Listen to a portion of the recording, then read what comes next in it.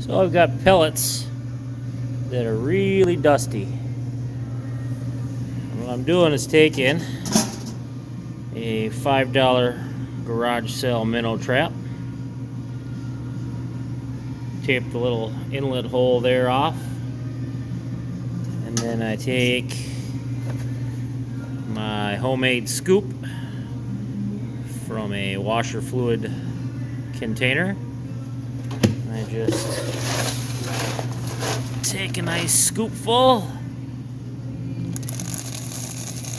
put it in there,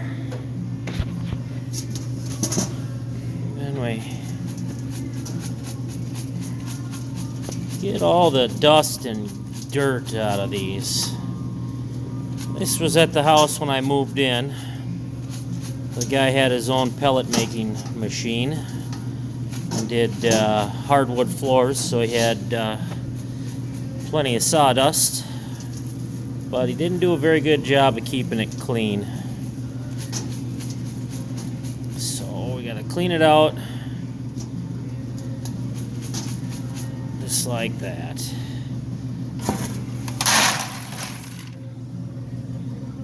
So you can see kind of garbage we're getting out of there. If I had a pellet maker, you could probably run that through, but it's pretty fine and just not worth dealing with. But we feed the Magnum wood furnace, which is, I don't know, this guy never really had this one hooked up, and it was a dirty nightmare. Still not clean, but clean enough to run. Here's the Fleet Farm premium wood pellets. Put about 4 bags in this hopper, so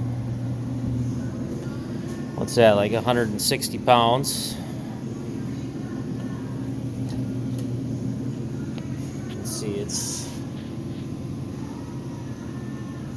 how it goes when it's got lots of air.